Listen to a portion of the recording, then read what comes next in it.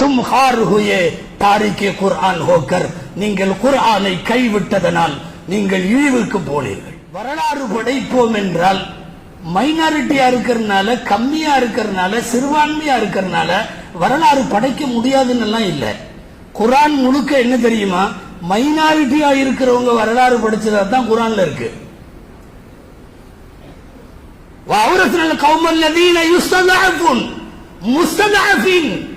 பலவீனமானவர்களை நாம் உயர்ந்த இடத்திற்கு கொண்டு போய் அமர வைத்தோம் என்கிறான் அல்லாஹ். குறைந்த மைனாரிட்டி படைகள் மெஜாரிட்டியை வென்றது என்று சொல்லுகிறான் அல்லாஹ். ஜாலூத்தை எதிர்த்து நின்றவர்கள் நிறைய பேர்லாம் இல்ல, பதிலிலே களம் கண்டவர்கள் நிறைய பேர்லாம் இல்ல. எல்லா இடத்திலையும் நாம் மைனாரிட்டி தான். ஆனால் அவர்கள் குர்ஆனாக இருந்தபோது, குர்ஆனிய சமூகமாக இருந்தபோது சாத்தியம் இல்லாத விஷயம் எல்லாம் கூட சாத்தியப்பட்டது. இன்னைக்கு மைனாரிட்டி மைனாரிட்டி எல்லாம் திரும்ப திரும்ப புலம்பிட்டே இருக்கிறதுல எல்லாம் அர்த்தம் இல்லை. வென்றெடுக்க வேண்டும். இஸ்ரேலுடைய மைனாரிட்டியை விட உலகத்துல, யூதர்களை விட மைனாரிட்டி வேற யாரும் இல்லை உலகத்துல. அவ்வளவு சின்ன சமூகம். அவன் செய்கிற அக்கிரமம் எல்லாம் அப்புறம் இருக்கட்டும், சர்வதேச அளவில் ஒரு பெரிய சக்தி. இங்க இருக்கிற ஒரு 2-3% பேர் கொண்ட ஒரு சமூகம் எவ்வளவு பெரிய வியாபித்து அமர்ந்திருக்கிறார்கள் உங்களுக்கு தெரியும். எல்லா இடத்திலையும் டோட்டலாக, பார்லிமெண்ட் தொடங்கி மக்கள் மன்றம் வரைக்கும், சின்ன முனிசிபாலிட்டி வரைக்கும் அத்தனை இடங்களிலேயும் ஒரு சிறுபான்மை சமூகம் மிக கரெக்டா பிளான் பண்ணி போய் அமர முடிகிறது அல்லவா? இந்த நாட்டினுடைய அதிகார மையங்கள், நீதிமன்ற இருக்கைகள், சட்டம் ஒழுங்கினுடைய அமர்வுகள் அத்தனையிலும் அவர்கள். உலக அளவில் இஸ்ரேல் நம்ம கண்ணுக்கு முன்னாடியே மைனாரிட்டியா இருக்கிறவங்க சாதிக்க முடியுங்கிறதுக்கு இவங்க எல்லாம் உதாரணம். நான் முன்மாதிரின்னு சொல்ல வரல, அவர்கள் அக்கிரமக்காரர்கள், அதுல மாற்று கருத்து இல்லை. ஆனால் உலக அளவில் அவனால் போக முடியுதே. தும் ஹார் ஹுயே தாரிகே குர்ஆன் ஹோக்கர், நீங்கள் குர்ஆனை கைவிட்டதனால் நீங்கள் இழிவுக்கு போனீர்கள்.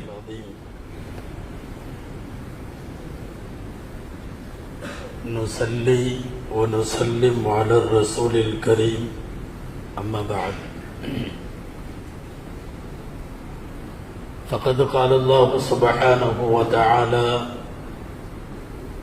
في كلامه القديم والفرقان الحميد: أعوذ بالله من الشيطان الرجيم بسم الله الرحمن الرحيم وتلك الأيام نداولها بين الناس صدق الله العظيم.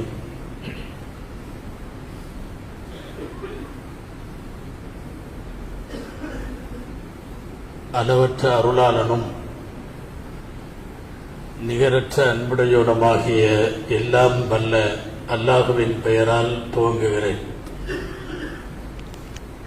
அருமை நாயகம் முஹம்மதுர் ரசூலுல்லாஹ் ஸல்லல்லாஹு அலைஹி வஸல்லம் அவர்களின் மீதும், நற்பாக்கியங்கள் நிறைந்த அவர்களுடைய உம்மத்தின் மீதும், குறிப்பாக இந்த உயர்ந்த மஜ்லிஸில் பங்கேற்றிருக்கிற நம் அனைவர் மீதும் எல்லாம் வல்ல அல்லாஹுவின் நல்லருள் என்றென்றும் நிறைவாக உண்டாவதாக. ஆமீன்.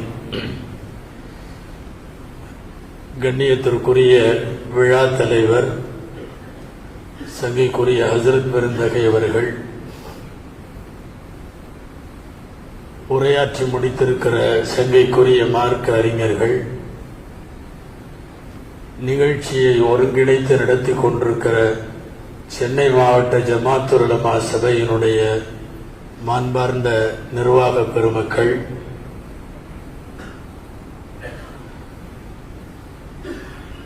திரளாக வருகை தந்திருக்கிற உங்கள் அனைவருக்கும் என் ஆரம்பமான அஸ்ஸலாமு அலைக்கும் வரஹ்மத்துல்லாஹி வபரகாத்துஹு.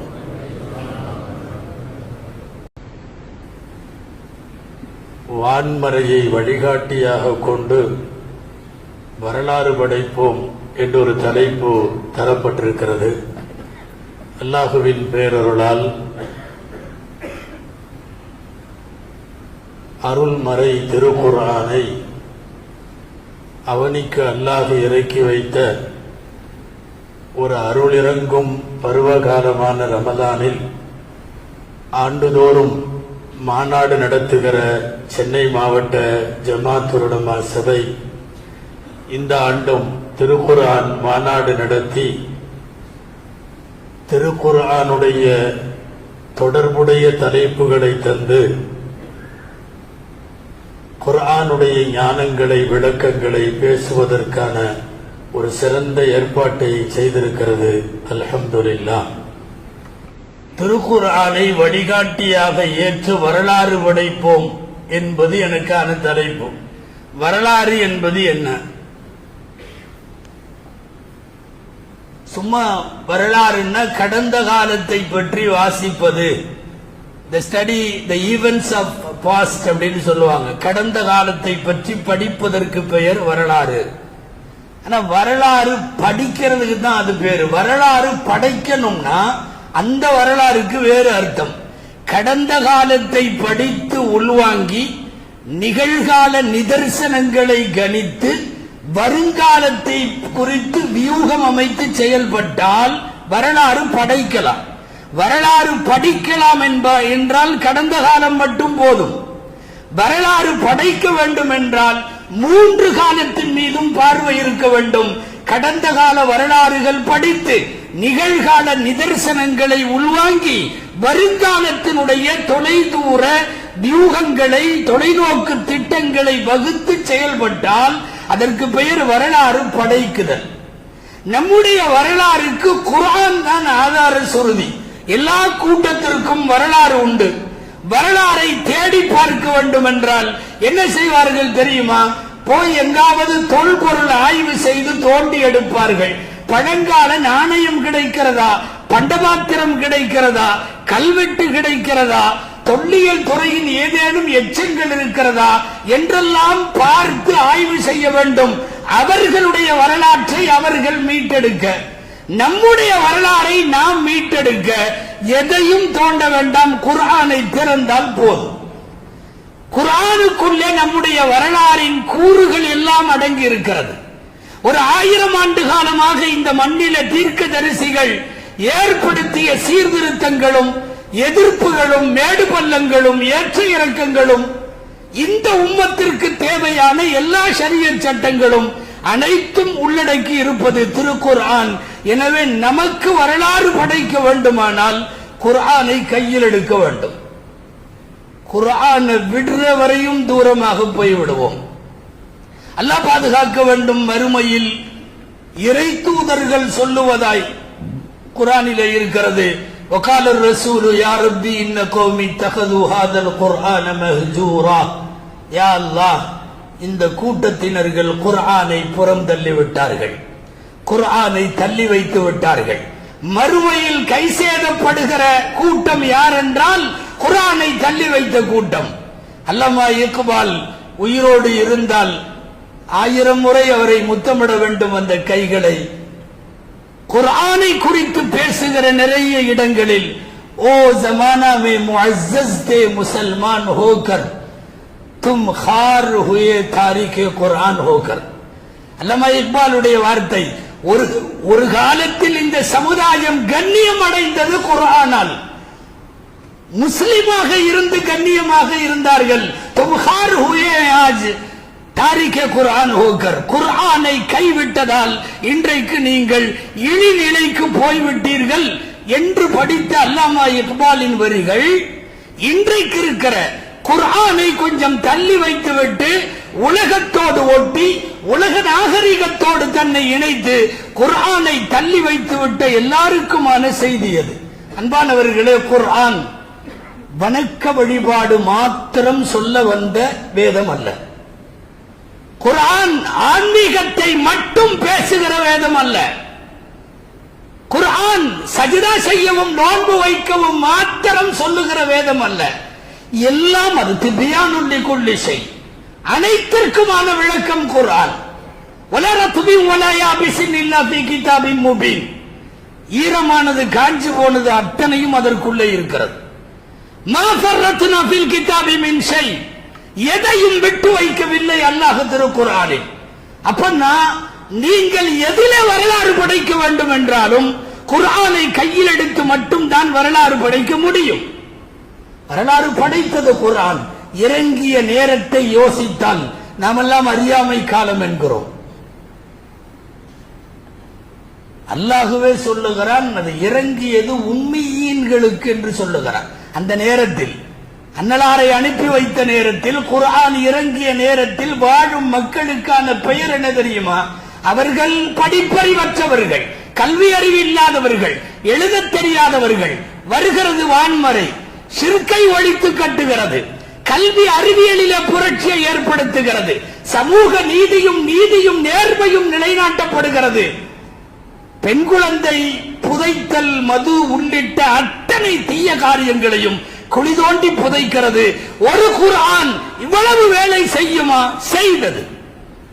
அன்றைக்கு புறையோடி கிடந்த அத்தனையும் ஒழிக்கப்பட்டதற்கு பின்னால் வான்மறையின் வார்த்தைகளுக்கு பெரிய வலு உண்டு. அதுவும் எழுத படிக்க தெரியாதுன்னு சொல்ற கூட்டத்திட்ட இறங்கின திருக்குர்ஆன பார்த்தா அல்லாஹு அக்பர், என்னென்ன வார்த்தை தெரியுமா? பொதுவா அரபு மொழியினுடைய உச்சகட்ட இலக்கியம் என்று சொல்லி முஅல்லகாத்து சபஐ சொல்லுவார்கள். கஅபாவிலே கவிதைகளால் தொங்கவிடப்பட்ட மிகப்பெரிய இலக்கிய நயம் கொண்டது சபுல் முஅல்லகாத். இன்றைக்கும் அப்துல் உமாவுடைய சென்னை பல்கலைக்கழகத்தில் இருக்கிறது.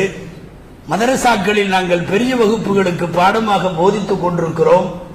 எங்களுடைய மதரசாக்களில் எல்லாம் சபுல் முஅல்லகாத்திலே இல்லாத வார்த்தைகள் குர்ஆனிலே இருக்கிறது. முஅல்லகாத்துகளில் கூட அப்படி இலக்கியம் இல்லை. அறிவு புரட்சியை ஏற்படுத்துவதற்கு இந்த மண்ணில் குர்ஆன் செய்தது அல்லாஹு அக்பர். மிகப்பெரிய தாக்கம் எல்லா இடத்திலையும், எல்லாத்திலையும்.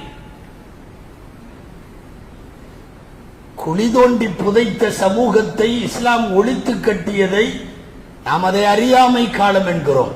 குர்ஆன் கையில கிடைச்சு நாம எவ்வளவு தூரம் வந்துட்டோம்னா அறியாமை காலத்தை விட இன்றைக்கு மோசமாக இருக்கிறோம். எப்ஸ்டீன் ஃபைல்களை புரட்டினால் வஅதுல் பனாத் என்கிற உயிரோடு குழி தோண்டி புதைத்தது பரவாயில்லை என்று தோன்றும். இன்னைக்கு இருக்கிற அந்த ஃபைல்ஸ்களை போய் இதய பலவீனம் உள்ளவர்கள் பார்க்க முடிவதில்லை. சர்வதேச அளவில் நாம் மனிதர்களுக்கு மத்தியிலே தான் வாழுகிறோமா என்கிற ஐயம் தோற்றுகிற அளவுக்கு இன்னைக்கு அந்த ஃபைல்ஸ், சத்தியமாக சொல்லலாம், அறியாமை காலம் பரவாயில்லை. எப்ஸ்டீன் ஃபைல்ஸ் சிறுமிகளை, குழந்தைகளை குதறுவது மட்டுமல்ல, எரித்தும் அறுத்தும் வேக வைத்தும் சாப்பிடுகிற ஜந்துக்களை, அந்த ஜென்மங்களை என்னவென்று சொல்வது?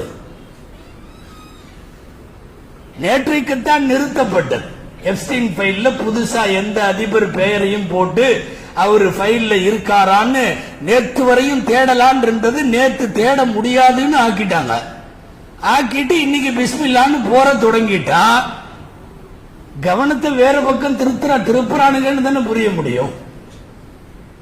போர்கள் எல்லாம் அன்பானவர்களே, சொல்ல போனால் ஆய்வாளர்கள் சொல்லுகிறார்கள், கொரோனாவில் இருந்து இப்போதைய போர்கள் வரைக்கும் அத்தனையுமே திட்டமிட்ட ஏற்பாடு.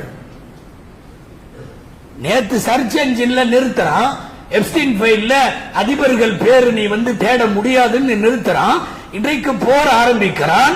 சர்வதேச அரசியல் என்று புரிவதை விட பாலியல் கவனம் உங்களுக்கு போய்விடக் கூடாது என்று கவனத்தை, உலகத்தை திருப்புவதற்கு செய்யப்படுகிற போர் இன்றைக்கு துவங்கி இருக்கிறது.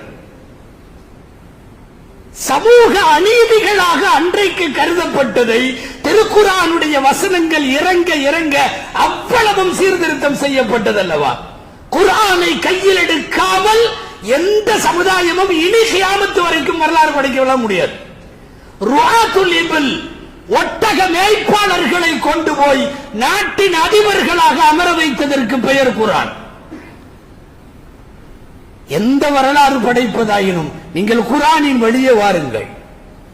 சண்டை போட்டு போருக்கு பழகி போன போர் இல்லாமல் இருக்க முடியாது என்று வாழ்ந்த ஒரு கூட்டத்தை அமைதியை விரும்புகிற அற்புத மனிதர்களாக உருவாக்கியதற்கு பெயர் திருமறை, திருக்குர்ஆன். எனவே உலகத்தில் எந்த வரலாற்றை திரும்ப மீட்டெடுப்பதாக இருந்தாலும் குர்ஆன் வேண்டும். குர்ஆனை கைவிட்ட போது, இஸ்லாமிய ஒழுக்கங்களை கைவிட்ட போது, இஸ்லாமிய மாண்புகளை தள்ளி வைத்த போது நிறைய ஆட்சிகள் வீழ்ந்துவிட்டு, நிறைய பேர் பொதுவாக உலகத்தில் வீழ்ந்து போன அரசுகள் எல்லாம் எதனால் வீழ்ந்தது என்று யோசித்து பாருங்கள். ஒழுக்க வீழ்ச்சி, பண்பாட்டு வீழ்ச்சி, நாகரிக வீழ்ச்சி. ரோமுக்கு என்ன ஆனது? எப்படி போனது? பாரசீகம் எப்படி போனது? கிரேக்கர்களின் மிகப்பெரிய கலாச்சாரம் எப்படி போனது? அங்கெல்லாம் போக வேண்டாம். இஸ்லாமிய வரலாற்றில் உஸ்மானியாக்களின் ஆட்சி எங்க போனது? குர்ஆன் கொஞ்சம் தள்ளி வைத்து விட்ட போது உஸ்மானிகள் காணாமல் போனார்கள்.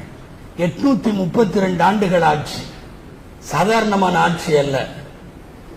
32 நாடுகளில் உஸ்மானிகளுடைய ஆட்சி, 3 கண்டங்களில் ஆட்சி. 832 வருஷம் அட்ரஸ் இல்ல. ஸ்பெயின்ல 800 வருஷம் எங்கு போனது? அட்ரஸ் இல்ல. இந்தியாவின் முகலாயர்கள் 800 வருஷம் எங்க போனார்கள்? முகவரி இல்லை. நீங்கள் குர்ஆனை இணைத்துக் கொண்டு கோலோச்சிய காலமெல்லாம் உலகத்திலே போற்றப்பட்டீர்கள். அதை கொஞ்சம் தள்ளி வைத்த போது வேறு மாதிரி அல்லாஹ் உங்களை தள்ளி வைத்து விட்டான். எனவே குர்ஆனை கையில் எடுத்தால் மட்டும்தான் எந்த வரலாற்றையும் படைக்க முடியும். அதாவது குர்ஆனுக்கு வெளியே எல்லாம் முஸ்லிமுக்கு எந்த இடத்திலையும் செய்தி இல்லை. அவன் அண்ணாந்து பார்த்து ஆச்சரியப்படுற அளவுக்கு உலகத்தில் குர்ஆனுக்கு மேல எதுவுமே இல்லை. ஒரு முஸ்லிம் முஸ்லிமாய் எப்படி வாழ வேண்டும்? குர்ஆன்ல 6000 வசனங்கள் வேண்டாம், வெறும் 10-20 வசனம் போதும். ஒரு முஸ்லிமை செதுக்கி நிக்க வைத்து விடலாம். மார்க்க அறிஞர்கள் எழுதுவார்கள், கத் அஃப்லஹ சூரா, அந்த ஜுசுவினுடைய துவக்கம் சூரத்துல் முஃமினூன்.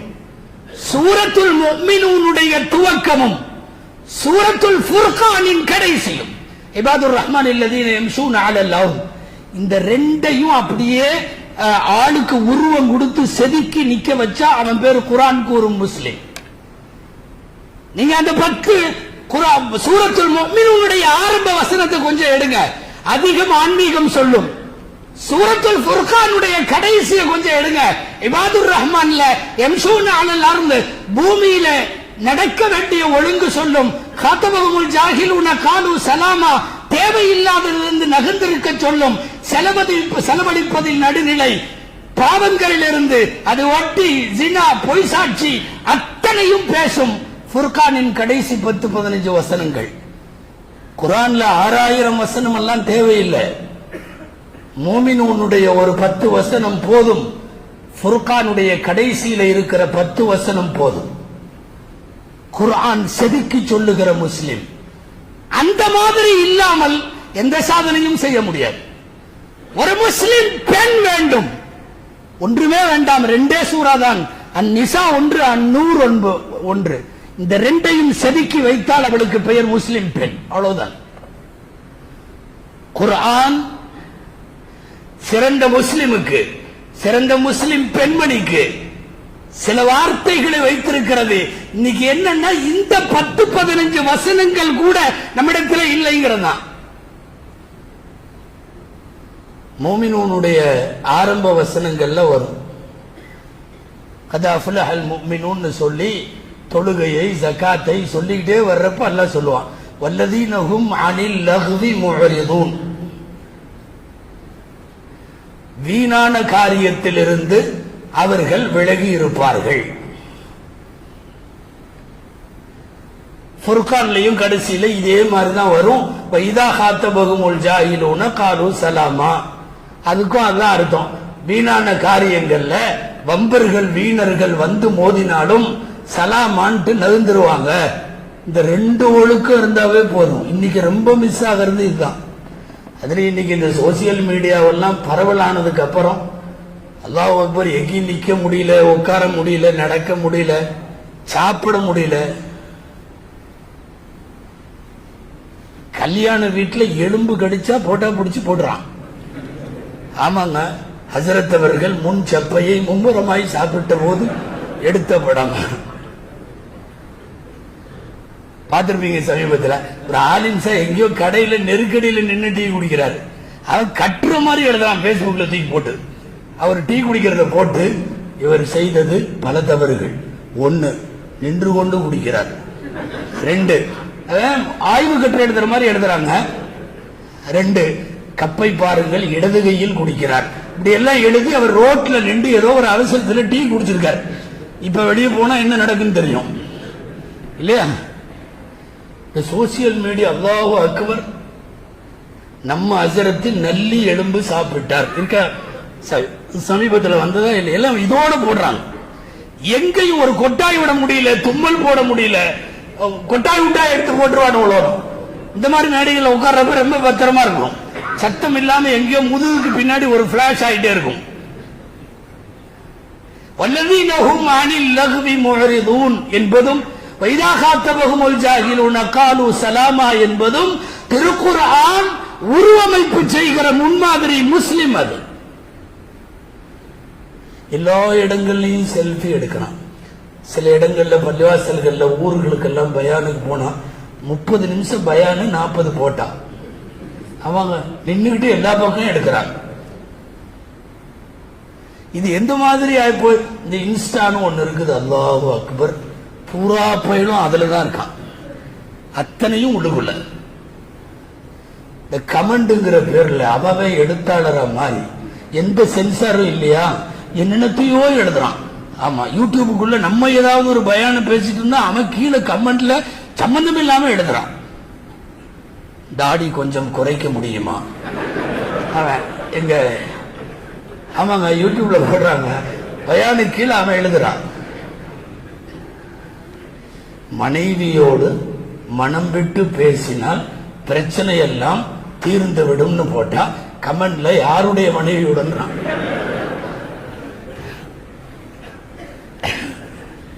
அன்பானவர்களே, வல்லதீனஹும் அனில் லஹ்வி முஅரிதூன். நீங்க கதஃப்லஹல் அந்த சூரத்துல் முஃமினூனுடைய துவக்க வசனங்கள் அத்தனையும் அலா ஸலாத்திஹிம் யுஹாஃபிதுன் வரைக்கும், அதே மாதிரி இபாதுர் ரஹ்மான்கள் குர்ஆனை கையில் எடுத்தால் மீண்டும் சஹாபாக்களின் காலத்தை போல அவர்கள் மாதிரி முடியாவிட்டாலும் ஓரளவு வரலாற்றை திரும்ப கட்டமைக்க முடியும்.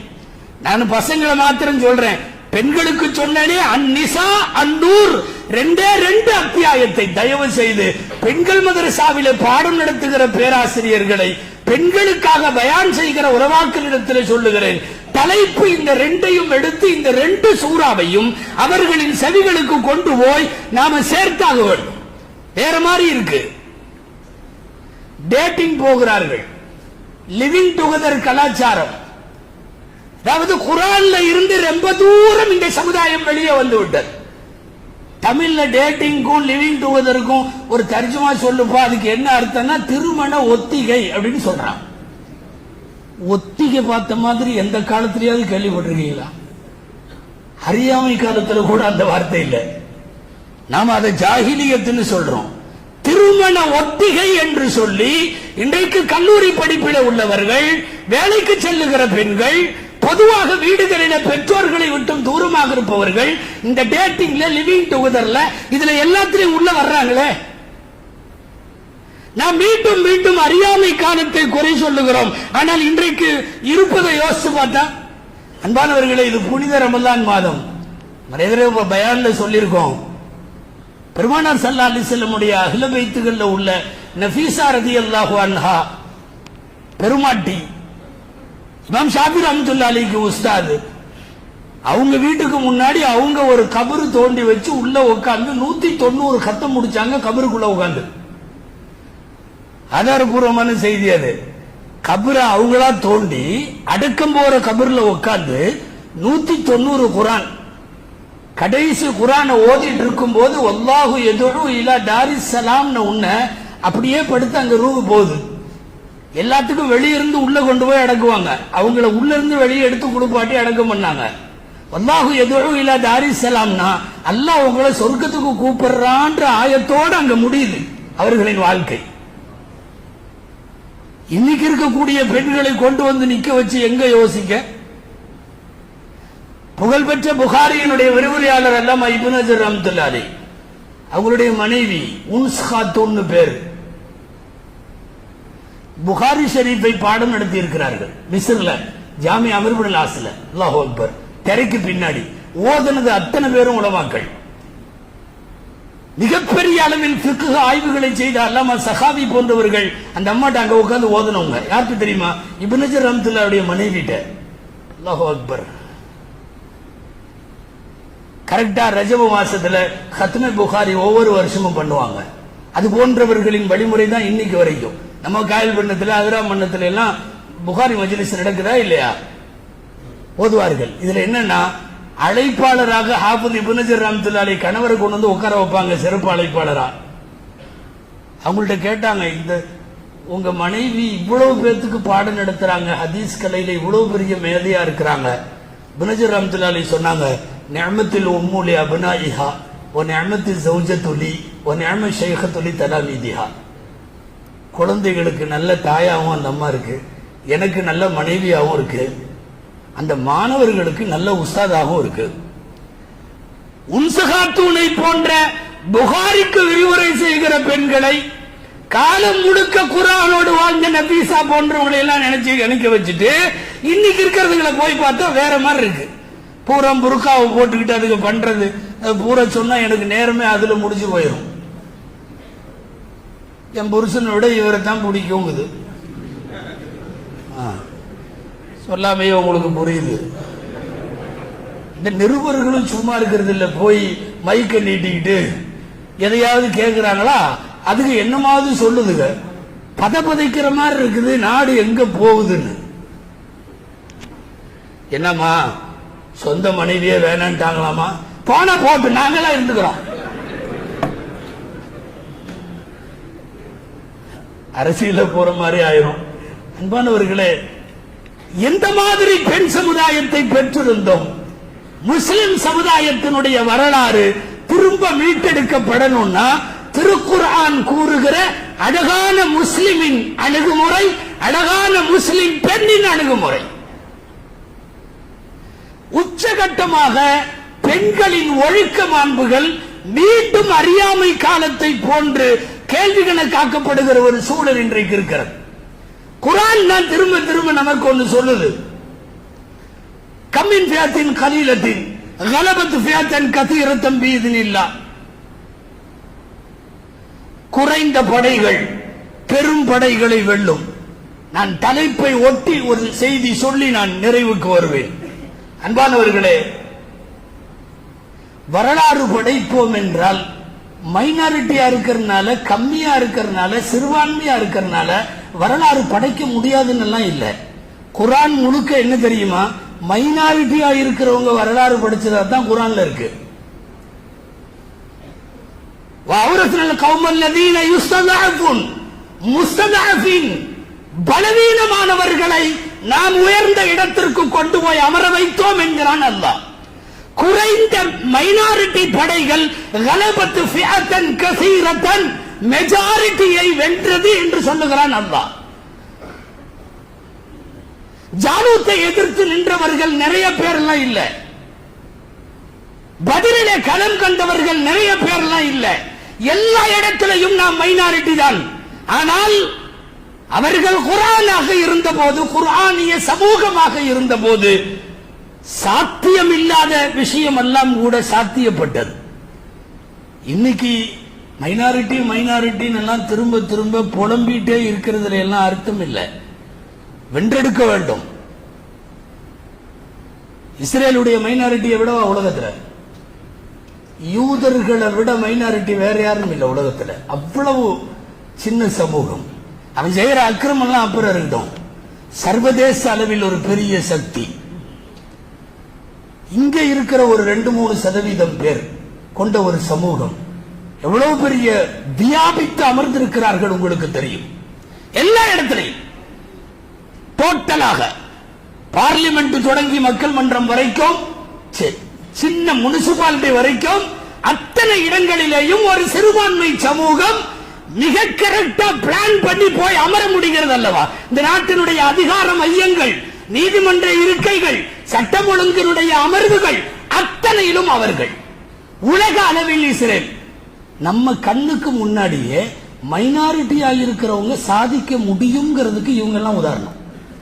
நான் முன்மாதிரின்னு சொல்ல வரல, அவர்கள் அக்கிரமக்காரர்கள், அதுல மாற்று கருத்து இல்லை. ஆனால் உலக அளவில் அவனால் போக முடியுதே. தும் ஹார் ஹுயே தாரிகே குர்ஆன் ஹோக்கர், நீங்கள் குர்ஆனை கைவிட்டதனால் நீங்கள் இழிவுக்கு போனீர்கள். எல்லாத்திலையும் இஸ்ரேல் முதலில் 3 நோபல் பரிசு அறிவிச்சா 2 அவனுக்கு போகுது, 1 யாருக்காவது போகுது. நோபல் பரிசு, நோபல் பரிசு எல்லாம் காசு கொடுத்தெல்லாம் வாங்க முடியாது. நம்ம ஒரு கலைமாமணி விருது மாதிரி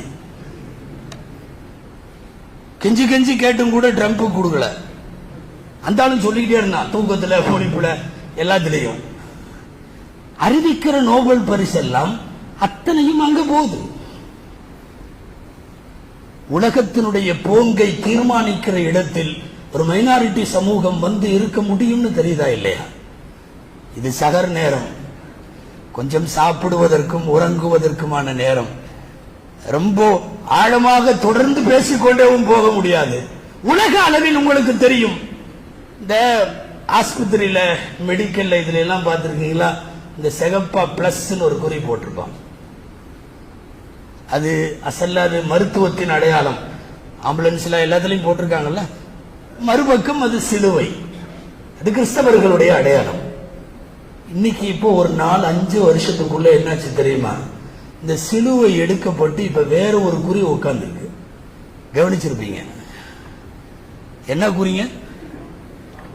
ஒண்ணும் இல்ல, அசா குச்சி, அதை பாம்பு சுற்றுகிற இஸ்ரேலுடைய சின்னமா, யூதர்களின் சின்னம். ஹஜ்ரத் மூசா அலைஹிஸ்ஸலாம் கைத்தடியை போட்ட போது அந்த பாம்புகளை சுற்றி கொண்ட மூசா அலைஹிஸ்ஸலாம் பாம்புகள் சூழ இருக்கிற அந்த கைத்தடி இன்னைக்கு பிளஸ் பூரம் போய் அந்த இடத்துல இந்த சிம்பல் வந்து அப்பல்லோ உட்பட, மெடிக்கல் உட்பட, டாக்டர்களுடைய காரின் பின்பகுதி உட்பட எல்லா இடத்துலயும் அது வந்து உட்கார்ந்திருக்கா இல்லையா? உலக அளவில் மருத்துவத்திலும் நான் தான், நீ கொஞ்சம் பின்னாடி நெல்லு என்று கிறிஸ்தவர்களுடைய 1000 ஆண்டு கால மருத்துவ சேவையை பின்னுக்கு தள்ளி இருக்கிற சமூகம் ஒரு மைனாரிட்டி சமூகம். இன்னும் எவ்வளவு நாளைக்கு நாங்கள்லாம் இன்னும் சிறுபான்மை, நாங்கள்லாம் சிறுபான்மை, இப்படியே வந்து கஞ்சியும் அரிசியும் இப்படி இப்படி போயிட்டு இருந்தா இது எங்க போய் முடியும்? முடியும். மைனாரிட்டியால் பெரிய பெரிய மெஜாரிட்டிகளை வெல்லுவதற்கான சக்தி இருக்கிறது. குர்ஆன் நமக்கு சொல்லுகிற வரலாறு எல்லாம் அதுதான். குர்ஆனில இருக்கிற வரலாறுல எங்கேயுமே மெஜாரிட்டிக்காரங்க அதனால ஜெயிச்சாங்க அப்படின்னு குர்ஆன்ல ஒரு ஹிஸ்டரி சொல்லுங்க. இல்ல, எத்தனை நடந்ததோ அத்தனை குர்ஆன் கூறுகிற வரலாறுகள் ஒரு பிற்படுத்தப்பட்ட சமூகமாய், ஒடுக்கப்பட்ட மக்களாய், விழிப்பு நிலை சமூகமாய் இருந்தவர்கள் உயரமான இடத்திற்கு எப்படி வந்தார்கள் என்கிற வரலாற்றை தான் திருக்குர்ஆன் பேசிக் கொண்டிருக்கிறது. அதனால மைனாரிட்டி என்கிற புலம்பங்களை எல்லாம் தாண்டி வர வேண்டும். குர்ஆன் மனல முடியும். குர்ஆனுக்குள்ளே அந்த கூறுகள் இருக்கிறது. உலகத்தில் இருக்கிற எல்லாத்திட்டையும் போய் குர்ஆன் வேலையை காட்டுச்சே, அது ஏன் நம்மள்ட்ட மட்டும் காட்ட மாட்டேங்குது? ஜின்னுகள் கூட குர்ஆன்ல அசர் ஆயிருச்சு இல்லையா? நமக்கு தெரியுமில்ல. என்ன சமயனா குர்ஆன் கிதாபன் அஜபா, குர்ஆன்ல வருது இல்ல, நாங்க ஆச்சரியமான வேதத்தை கேட்டோம்னு இம்ப்ரெஸ் ஆயிருச்சு. யாரு? ஜின்னுகள்லாம். நம்ம இன்னும் ஆக மாட்டேங்கிறோம். கிதாபன் உன்சில மின் பாதி மூசா, இன்னா சமீனா கிதாபன் உன்சில மின் பாதி மூசா முஸத்திகன் லிமா பைன யஹ்தி இலல் ஹக்கி வ இலா தரீகின் முஸ்தகீம். மூசா அலைஹிஸ்ஸலாமுக்கு பின்னால் இப்படி ஒரு பரிசுத்தமான வேதத்தினுடைய வார்த்தைகளை நாங்கள் கேட்டோம் என்று ஜின்கள் சொல்லுகிற வார்த்தை இடம்பெற்றிருக்கிறது. உயிரினங்கள் கூட குர்ஆனிலே தாக்குதலுக்கு ஆளானது. சஹாபி ஹஜ்ரத் உஸைத் ரலியல்லாஹு தஆலா அன்ஹுடைய வரலாறுல வரும். நான் வரலாறு முழுசா சொல்ல மாட்டேன். ஓத குதிரை துள்ளுகிறது, ஓதுவதை நிறுத்தினால் குதிரை அமைதியாகிறது.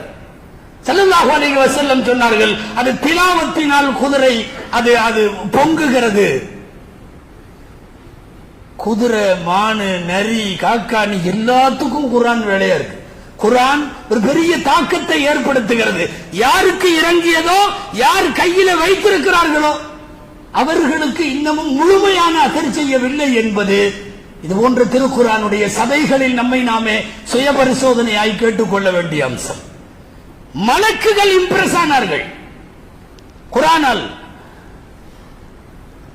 இன்ன குர்ஆனல் ஃபஜ்ரி கான மஷ்ஹூதா என்கிற ஆயத்திற்கு கீழ் மஷ்ஹூதுக்கு விளக்கம் எழுதுகிற போது முஃபஸ்ஸிரீன்கள் எழுதுவார்கள், ஃபஜ்ரு தொழுகையில் ஓதப்படுகிற குர்ஆனை செவி ஏற்க மலக்குகளிடையே போட்டி இருந்தது. இன்ன குர்ஆனல் ஃபஜ்ரி கான மஷ்ஹூதா. சூரா மரியம அந்த பக்கத்து நாட்டுக்கார அரசர் நஜ்ஜாசி மன்னர்ட்ட ஓதுனா கண்ணுல தண்ணி விட்டு அவரு அழுகிறார். மக்காவுடைய காபிர்களுக்கு நல்லா தெரியும் குர்ஆன் பெரிய தாக்கத்தை ஏற்படுத்திரும். எனவே அவன் எடுத்த பிரச்சாரத்தினுடைய முதல் யுக்தியே என்ன தெரியுமா? லா தஸ்மஉ லிஹாதல் குர்ஆனி வல்கௌ ஃபீஹி லஅல்லகும் தக்லிபூன். நீங்க இந்த குர்ஆனை கேட்காதீங்க.